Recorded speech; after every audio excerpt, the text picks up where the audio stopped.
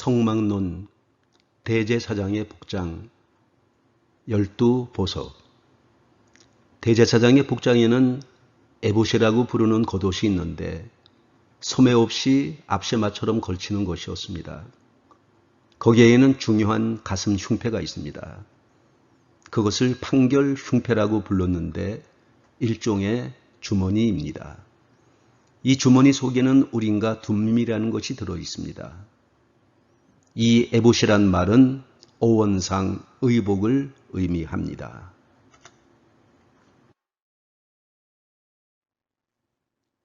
그러나 여기에서는 대제사장이 입는 특별한 제복을 가리킵니다. 에봇은 히브리어 에폰의 음력으로서 원래 옷이라는 의미를 가지고 있었으나 대제사장이 착용하는 옷으로 고착된 것 같습니다. 에봇은 매는 것, 묶는 것이란 의미를 가지고 있습니다. 이사야서 9장 6절에 이는 한 아이가 우리에게서 태어났고 한 아들을 우리에게 주셨는데 그의 어깨에는 정권이 놓여 있고 그의 이름은 기묘라 모사라 강한 하나님이라 영존하는 아버지라 평화의 통치자라 할 것임이니라 그랬습니다.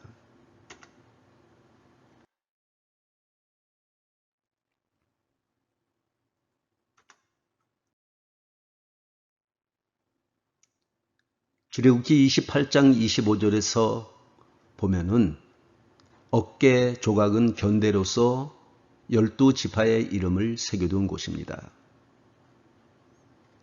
또 너는 금고리 2개를 만들어 에봇의 안쪽에 있는 흉패의 가장자리 2곳에 달고 또 다른 금고리 2개를 만들어 에봇의 앞쪽으로 에봇 밑에 양쪽에 달되 다른 연결부의 맞은편 곧 정결하게 짠 에봇의 허리띠 위에 달고 청색끈으로 흉패의 고리들과 에봇의 고리들을 묶고 흉패가 정교하게 짠 에봇의 허리띠 위에 있게 하고 에봇에서 떨어지지 않게 하라 그랬습니다.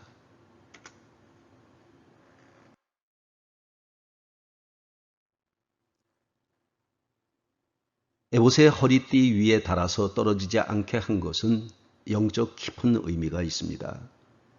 진리의 허리띠에 묶으란 것입니다. 에베소서 6장 14절에 그런즉 서서 진리로 너희 허리띠를 동에 매고 그랬습니다. 에베소서 4장 3절에 화평의 매는 띠는 띠에 묶으라는 것입니다. 화평의 매는 띠로 성령의 하나됨을 힘써 지키라 그랬습니다. 사랑의 띠에 묶으라는 것입니다.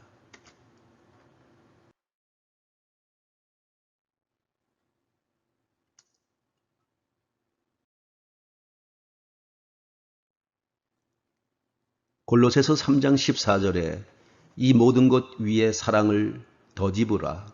사랑은 완전하게 하는 띠니라 그랬습니다. 이렇게 진리, 화평, 사랑의 띠에 묶어서 에봇에서 떨어지지 않게 해야 합니다. 하나님은 우리를 결코 떨어뜨리지 않으십니다. 마찬가지로 우리 역시 하나님의 말씀을 떨어뜨려서는 안 됩니다. 출애굽기 28장 29절에 아론이 성소에 들어갈 때에는 자기 가슴에 놓인 판결의 흉패에 이스라엘 자손의 이름을 지니고 들어가 주 앞에서 항상 기념으로 삼을지니라 그랬습니다. 주님은 이스라엘 자손의 이름을 늘 보십니다.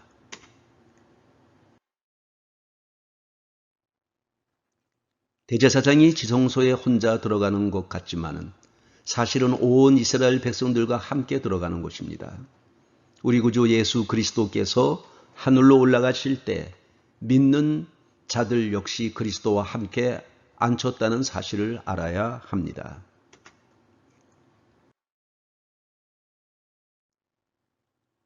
그리고 이제 그들의 가슴 판결 흉패 밖으로 12개의 보석을 달고 그 보석에 이름을 써야 했습니다. 출애굽기 28장 17절 이하에 그것에 4줄로 보석을 물리되 첫 줄은 홍보석, 황옥, 녹주옥이요 둘째 줄은 석보석, 석류석, 남보석, 홍만호요 셋째 줄은 호박, 백만호, 자수정이요 넷째 줄은 녹보석, 호만호, 벽옥으로 다 금태에 물릴지니 이 보석들은 이스라엘 아들들의 이름대로 12이라 보석마다 12지파의 한 이름씩 도장을 새기는 법으로 새기고 그랬습니다. 이 순서는 민수기 10장에 나타난 진을 친 순서와 같았습니다.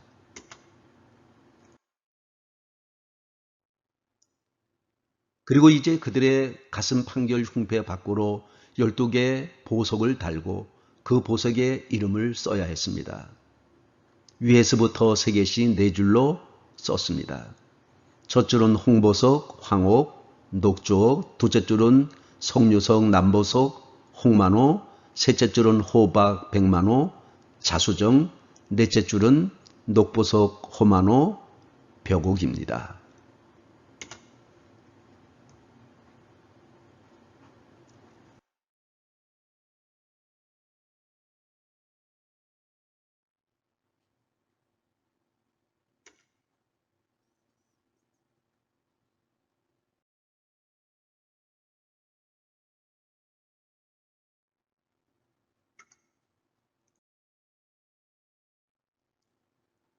제사장의 옷 가운데 12보석을 물린 에봇은 3지파씩 4줄로 배치했습니다.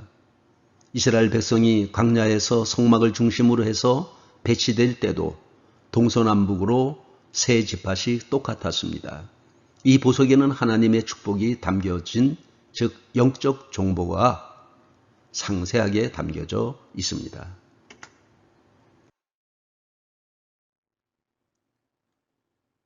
12지파를 상징하는 12보석을 보면은 첫째 색깔이 다르죠. 둘째 보석의 빛의 밝기가 다르죠. 셋째 보석의 그 의미가 다르고 넷째 성격이 다르죠. 다섯째 보석의 내용이 다릅니다. 그리고 여섯째 보석에 대한 축복이 다릅니다.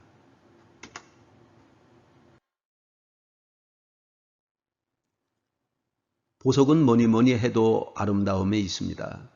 근데 그 아름다움을 결정하는 것이 색깔입니다. 보석에는 다양한 색깔을 가지고 있습니다. 색깔 하나하나의 특징이 있고 의미가 다르며 내용이 다릅니다. 빛의 밝기가 달라 어떤 빛을 내느냐에 따라서 그 가치가 결정되기도 합니다. 또한 보석은 단단합니다. 그리고 잘 깨지지 않습니다. 또 쉽게 변하지 않습니다. 그리고 희소 가치가 높습니다. 그래서 왕의 왕관에 장식하거나 부와 명예를 상징하기도 합니다. 최고의 가치와 상징성이 강한 것이 보석입니다.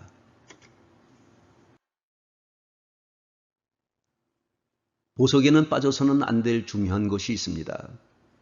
보석은 깎고 다듬어야 한다는 사실입니다. 다듬어야 좋은 보석이 됩니다. 갈고 닦아야 좋은 보석으로 나타날 수 있습니다. 특히 우리의 믿음에는 연단이 필요합니다. 언어도 생각도 시선도 마음도 내가 단련하지 않으면 안 됩니다. 그렇지 않으면 때묻고 더러워져 버려지게 됩니다. 천박해집니다. 남의 말이 많아지면 천박해지는 것입니다. 보석의 빛을 잃어버리는 것입니다. 불평이 많아져도 천박해집니다. 섭섭한 것이 자꾸 많아져도 빛을 잃어버리고 마는 것입니다.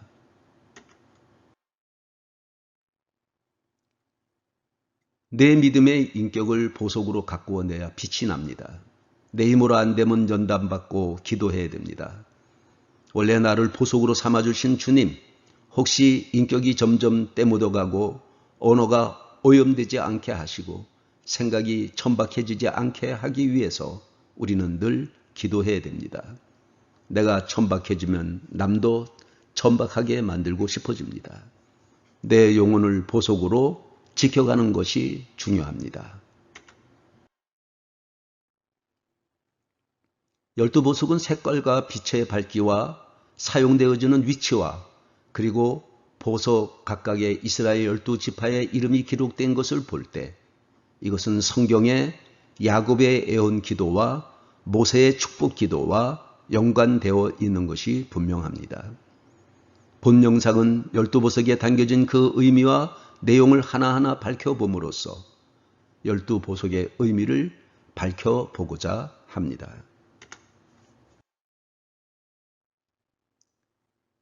하나님은 이런 보석들을 대제사장이 입는 에봇의 가슴 부분에 이스라엘 12지파의 이름에 각각 하나씩 물려서 입히게 하고 여호와 하나님 앞에 나올 때마다 입게 하였습니다. 여기에는 깊은 뜻이 있고 의미심장한 비밀들이 감추어져 있습니다. 12보석을 하나님께서 종류와 색깔과 12지파 각각의 이름과 위치대로 배치해 놓은 것은 야곱의 애원 기도와 모세의 축복 기도에 관련된 것이라고 봅니다. 그래서 본 영상은 이 12보석에 담겨진 색깔과 빛의 밝기를 하나하나 설명하면서 그 비밀을 밝혀보고자 합니다.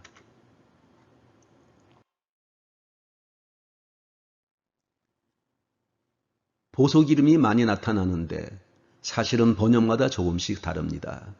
중요한 것은 개성과 특징이 달라도 하나님께서는 제각기의 빛을 말하는 보석으로 여겨주시는다는 데 있습니다. 이스라엘 12지파를 보석으로 믿어주는 하나님의 사랑이 여기 있습니다. 각각의 보석에 12지파의 이름을 인같이 새겼습니다. 아가서 8장 6절에 너는 나를 도장같이 마음에 품고 도장같이 팔에 두라. 사랑은 죽음같이 강하고 질투는 수월같이 잔인하며 불길같이 일어나나니 그 기세가 여호와의 불과 같으니라 그랬습니다.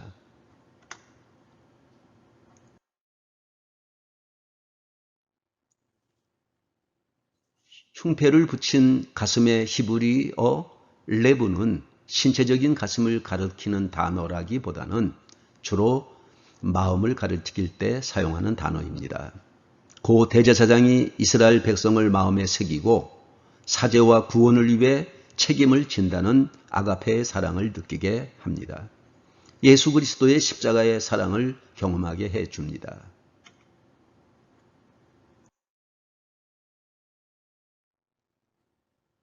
흉패는 대제사장의 가슴에 달았고 대제사장이 가장 아끼고 사랑하는 것이고 대제사장이 늘 살피는 것입니다. 가슴은 마음이 있는 장소입니다. 가슴에 품는 것은 사랑과 동정의 대상입니다. 우리 역시 대제사장이 되시는 주 예수 그리스도에게 있어서 가장 아끼는 사랑의 대상이요 그분이 품으시는 신부입니다. 그 흉패에는 4줄의 보석이 있는데 각 줄에 세씩 12보석이 있습니다. 12보석은 12지파를 상징합니다.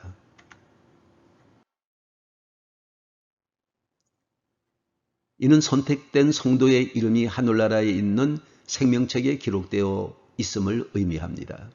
그 이유는 구약의 12지파는 신약의 12사도에 해당하고 12지파의 구성원은 12사도의 신앙을 계승한 성도에게 해당이 되기 때문입니다. 우리는 주님의 가슴, 즉 주님 안에 있습니다. 그리스도 안에 거하지 않는 성도는 아무도 없습니다.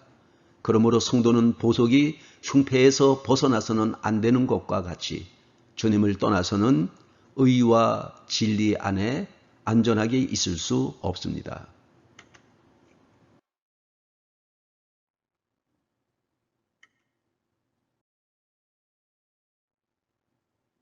열두 보석은 12지파의 이름이라는 것이 핵심입니다. 이스라엘 각 지파가 하나님 앞에서 보석이란 사실이 중요합니다. 시편 15편 4절에 이는 주께서 자신을 위하여 야곱 곧 이스라엘을 자신의 특별한 보배로 택하셨음이로다 그랬습니다. 대제사장의 가슴에 12가지 보석을 달았다는 사실은 그들이 얼마나 소중하게 다루어지는 존재인지를 알게 해 주는 것입니다.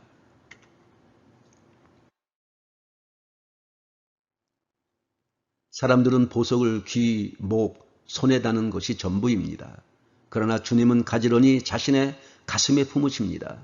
이스라엘이 타락하고 범죄했을 때 주님은 에레미야 애가 4장 2절에 정금에 비할 만큼 보배로운 시온의 이름들이 어찌하여 토기장이의 손으로 만든 지랑아리 같이 여겨지게 되었는가 라면서 탄식했습니다.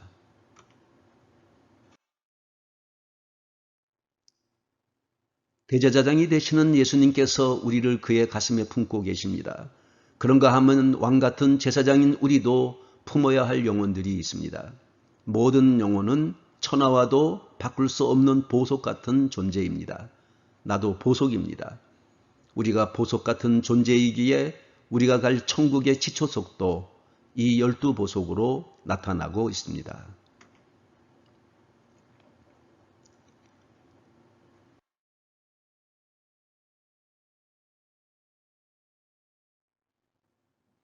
그리고 내 영혼을 보석으로 지켜내는 것은 바로 우리의 믿음입니다. 가장 중요한 보석은 바로 믿음입니다. 베드로전서 1장 18절에 너희가 알거니와 너희 조상에 물려준 헛된 행실에서 대속함을 받은 것은 은이나 금같이 없어질 것으로 된 것이 아니요 그랬습니다. 베드로전서 1장 19절에 오직 흠없고 점없는 어린 양 같은 그리스도의 보배로운 피로 된 것이니라 그랬습니다.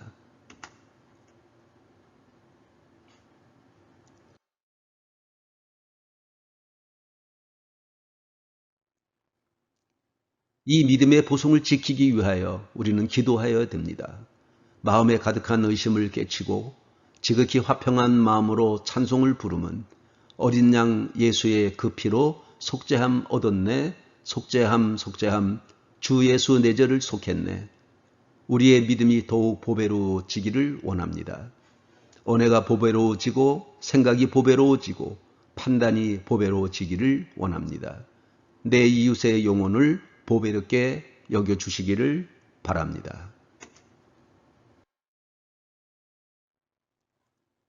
우리는 특별한 보배로서 주님의 영적인 복을 누려야 됩니다. 우리를 보배로 삼으신 주님은 우리에게 금, 은, 보화를 주시는 대신 영적인 보화를 주시기를 기뻐하십니다. 우리에게 주신 주님의 보화는 무엇입니까? 주님의 생각들은 너무 보배롭습니다.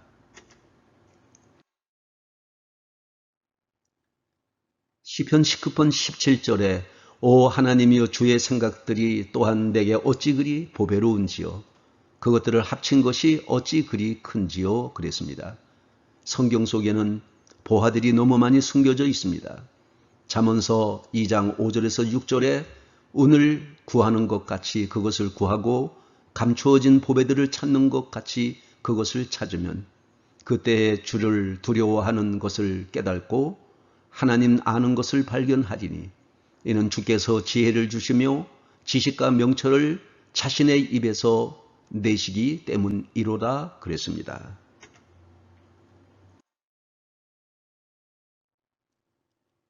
베드로전서 1장 19절에 오직 흠없고 점없는 어린 양의 피 같은 그리스도의 보배로운 피로 된 것이니라 그랬습니다.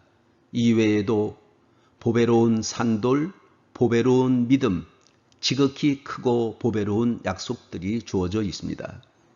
그리스도의 심판석에서 주님은 우리에게 유업의 상급을 주시며 관을 씌워 주십니다.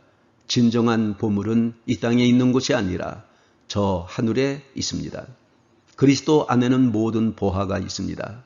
골로새서 2장 3절에 그분 안에는 지혜와 지식의 모든 보화가 감추어져 있느니라 그랬습니다.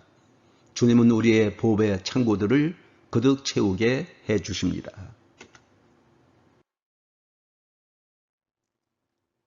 잠언서 8장 21절에 이것은 나를 사랑하는 자들로 하여금 재산을 상속하게 하며 자신의 보배 창고들을 채우게 하고자 함이라 그랬습니다. 주를 두려워함이 보배라 그랬습니다. 이사야서 33장 6절에 지혜와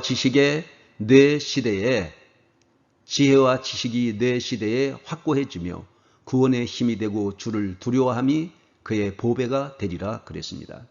우리 안에 계신 성령은 최대의 보물입니다.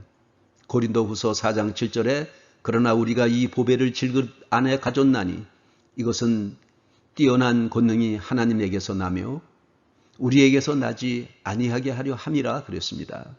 예수 그리스도의 피는 보배로운 피입니다. 오직 흠도 없고 점도 없습니다.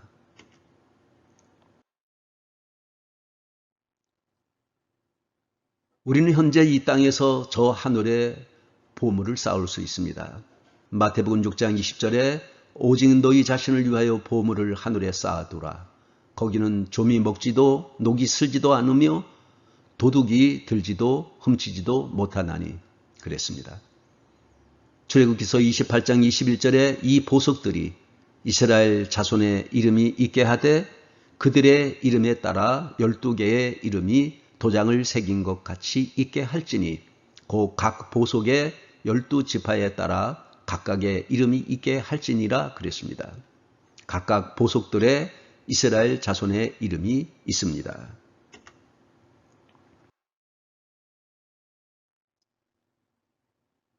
이들은 도장처럼 새겨져 있습니다. 도장은 최종 권위입니다. 도장이 찍히면 왕도 어떻게 할 수 없습니다. 주님께서 우리를 도장같이 새기신다면 우리 역시 주님을 도장같이 마음에 새기고 팔에 새겨야 합니다. 주님은 말씀하십니다.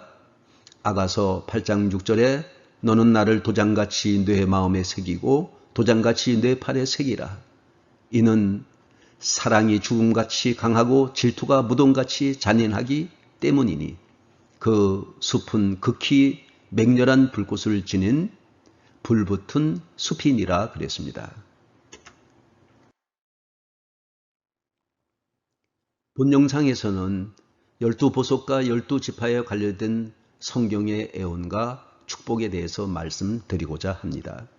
창세기 49장의 야곱의 축복 기도와 신명기 33장의 모세의 애원을 보면서 설명을 드리고자 합니다.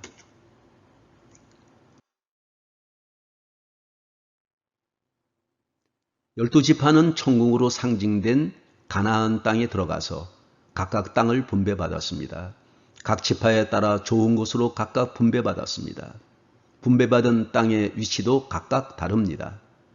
유다 지파는 예루살렘 성전이 있는 곳에 어떤 지파는 변방으로 분배받았습니다. 어떤 지파는 많이, 어떤 지파는 적게 분배받았습니다. 또 저들은 인구가 다릅니다. 각 지파의 야곱의 축복 기도가 다르고 모세의 축복 기도가 다른 것을 보게 됩니다.